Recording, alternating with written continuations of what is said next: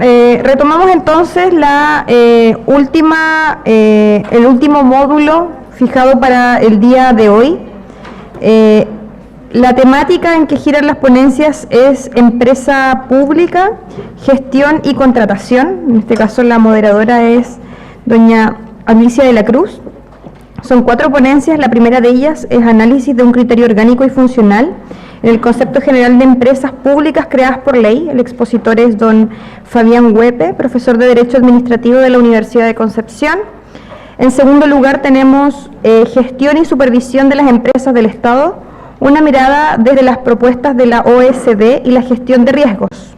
Expone don Cristian Rojas Calderón, profesor de Derecho Administrativo de la Universidad Adolfo Ibáñez.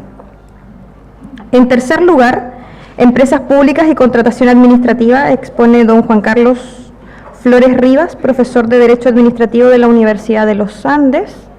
Y finalmente, la temática empresas públicas, contratación administrativa y control, exponen don José Luis Lara, profesor de Derecho Administrativo de la Universidad Católica de Chile, y don Matías Larroulet, profesor de Diplomado en Contratación Administrativa y Compras Públicas, también de la Universidad Católica de Chile. Doña Alicia, usted es la moderadora. Ya. Bueno, ¿qué partía? Fabián.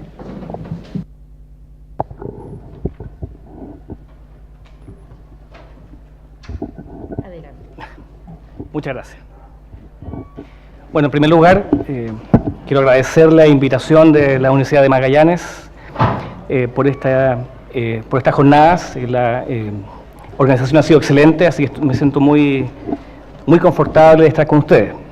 Por otra parte, estuve mirando a los expositores, bueno, aparte de los profesores de Santiago y de Valparaíso, el único que también es de región, aparte de ustedes, este profesor, que proviene de la 16ª región, fíjense, la región de Ñuble. Ya es región, estimado profesor. Así que somos coterráneos, así que eso es muy bueno. Así que me siento también como en casa, una nueva región, y bueno, me van a retar por lo que voy a decir, pero como estamos en streaming, nos están viendo en todo el país, entonces esto va a sonar muy mal, pero le envío saludo a mi señora que me está viendo, que no tiene que se dice. Está corriendo el tiempo, ¿eh? Sí, bueno, no hay problema. Bueno, sin mayores preámbulos, doy inicio a mi presentación, que dice análisis de un criterio orgánico y funcional en el concepto general de empresas públicas creadas por ley. En realidad, más que criterio orgánico y funcional, probablemente me refiero a un criterio ya sea formal o sustancial, como les voy a indicar. Porque claro, sin duda la actividad empresarial del Estado se ha empinado de una manera muy moderna, la satisfacción de necesidades públicas y también cumpliendo otros fines, como ya se ha dicho en las ponencias de la mañana.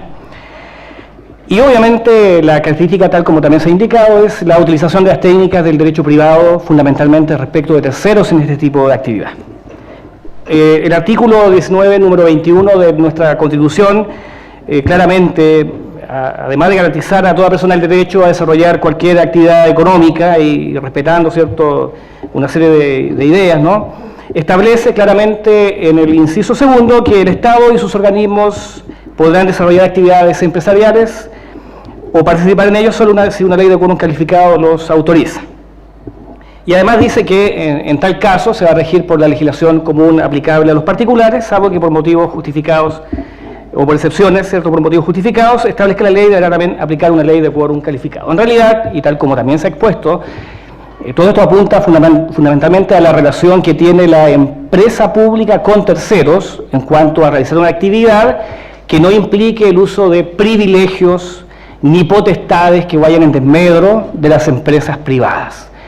¿Y por qué digo esto? Porque me quiero detener en esta presentación no en relación a lo que haga la empresa pública hacia terceros, sino que en su componente interno, el tema de su control interno. ¿Por qué digo esto? Porque ya se ha señalado aquí que hay discusiones conceptuales en relación a si estamos frente a empresas públicas o servicios públicos. Pero además yo quiero agregar una nueva categoría conceptual que va a seguir generando problemas. Fíjese que no solamente tenemos el problema de empresa pública y servicio público, y es más, con lo que decía el profesor Guillo, esto de empresa pública, que parece una contradicción, sino que además, y eso es lo que quiero destacar, esta categoría que también está introducida en nuestro sistema de empresas públicas del Estado y empresas privadas del Estado. Eso sí que es una contradicción, empresas privadas del Estado. ¿Y por qué planteo esto? Porque efectivamente nosotros tenemos dos tipologías de empresas, si se quiere llamar. La forma en que la administración puede decidir cómo participa de estas actividades empresariales es precisamente a través de lo que se ha dicho durante todas estas jornadas, estas llamadas empresas públicas creadas por ley, como por ejemplo, Empresa de Ferrocarriles del Estado, la Empresa Nacional de Petróleo, el Banco Estado de Chile, Codelco, que claramente son empresas que forman parte, tal como también lo señala la Ley Orgánica de Bases Constitucionales de la Administración del Estado, ¿cierto? Forman parte de la administración. Sus trabajadores tienen, de acuerdo a esta idea, la calidad de funcionarios públicos, están sujetos al principio de juridicidad, tienen obligación de transparencia, de acuerdo a la ley, ¿cierto?, de transparencia y publicidad, y están obligadas a entregar información a las cámaras cuando así se lo solicite, ¿cierto?, el Congreso, de acuerdo al artículo 9 de la ley 18.918. Esto lo plantean los dictámenes de Contraloría, es el dictamen número 9008 del año 92, que cito, dice, se encuentra sometido al principio de legalidad por lo que en el ámbito de sus atribuciones esa empresa no se sujeta al principio de autonomía de la voluntad, sino que a las normas de derecho público. Y lo mismo sucede con el Banco del Estado de Chile, quien también tiene obligación de proporcionar los antecedentes que le solicita el Congreso, según lo indica el artículo 9 que ya cité. Hay varios dictámenes que están en esta línea. Sin embargo, y eso es lo que quiero destacar en esta presentación, la otra forma de constituir una empresa del Estado es mediante las figuras societarias del derecho privado, como sería el caso de las sociedades anónimas, fundamentalmente. Los ejemplos ya lo hemos comentado, ¿cierto? El caso de Metro S.A., ¿cierto? Esval S.A., Endesa, Polla Chilena de Beneficencia, solamente para citar.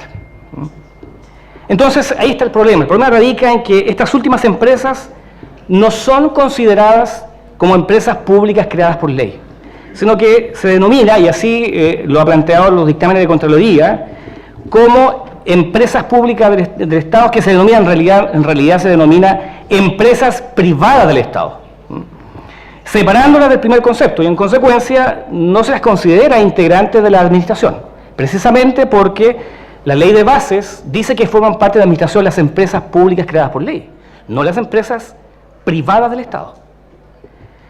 De hecho, solamente a título de ejemplo, en el caso de Endesa, el dictamen 69.132 del año 2009 dice claramente, y cito, Endesa S.A. tiene naturaleza de una sociedad anónima, filial de la Corporación de Fomento de la Producción, no reviste el carácter de una empresa pública creada por ley y se rige por sus propios estatutos y en subsidio por las normas que regulan a las sociedades anónimas, por lo que no es posible incluirla dentro del concepto de administración del Estado establecido en el señalado artículo 1, inciso 2 de la ley 18.565, lo que le resulta coincidente con el criterio manifestado en el dictamen 28.028. Entonces, lo anterior llega a plantear la interrogante acerca de la efectividad de este criterio diferenciador. Empresas públicas del Estado, por un lado, versus empresas privadas del Estado. Y que solo se basa, de acuerdo a estos dictámenes de la Contraloría, en el ropaje jurídico que tengan.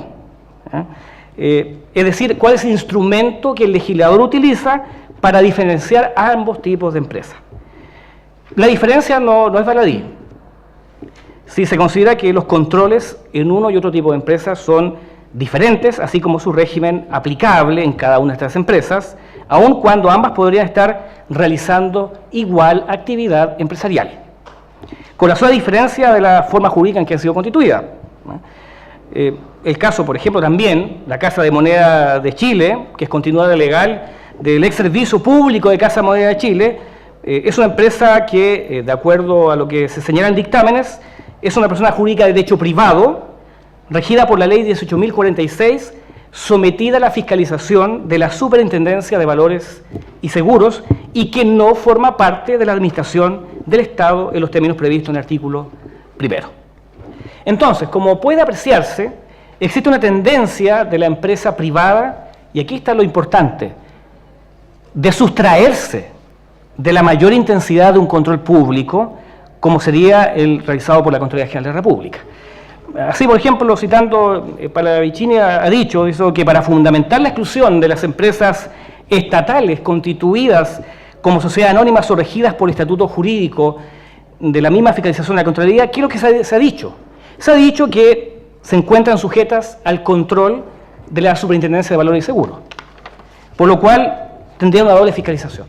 Sin embargo, parece que esto no es tan efectivo, no es tan cierto, hay una idea incorrecta porque la superintendencia, ¿qué es lo que hace? ¿Por qué vela? ¿Por qué estas entidades emitan valores o participen en su intermediación cumpliendo con leyes, reglamentos y estatutos que se refiere a la participación de los agentes privados en el mercado de valores? Sin que sea de la incumbencia de estas superintendencias la cautela de los recursos públicos involucrados en estas gestiones. Entonces, la Contraloría, ¿qué es lo que hace? Fiscaliza el debido ingreso e inversión de los fondos públicos comprometidos en esta gestión. Estos aspectos de manera alguna concienen a la Superintendencia de Valores y Seguros, de tal manera como se establece, ¿cierto?, en la jurisprudencia administrativa. Entonces, ¿qué sucede? Tenemos empresas privadas del Estado que se sustraen de la mayor intensidad del control administrativo por el solo hecho de ser constituidas en forma societaria. Y lo que yo quiero destacar es que ambas pueden realizar exactamente la misma actividad. Por lo tanto, es una decisión del legislador cómo van a ser sujetas a esta idea. Entonces, por eso que el planteamiento es, ¿cuál es el criterio que debemos tener sobre las empresas del Estado? ¿Un criterio meramente formal? ¿Lo que define una empresa pública de una empresa privada del Estado es el instrumento jurídico? ¿O debiéramos atender a un criterio sustancial, un criterio que implique qué pasa con los fondos públicos, que al final es lo que tiene mayor relevancia? Si ustedes se observan esta situación de empresas públicas y privadas del Estado y con este criterio formal, nos vamos a dar en cuenta que es la sola voluntad del legislador la que va a definir la naturaleza jurídica de estas empresas desde este punto de vista. ¿Y por qué es preocupante? Porque lo que interesa, a mi juicio, es precisamente si hay mayoritariamente fondos públicos en una empresa y si mayoritariamente quien tiene la administración de esta empresa son los representantes del Estado. Ya decía Cierto García Enterría que con este criterio meramente instrumental no puede tratarse de no puede implicar una abdicación del derecho público en la regulación de la administración, y que admitir lo contrario sería tanto como aceptar que basta que con convertir, por ejemplo, direcciones generales y otros centros directivos públicos en sociedades anónimas para que de esta manera se ignore y burle la distribución territorial y las competencias que establece el bloque de constitucionalidad. Entonces, parece que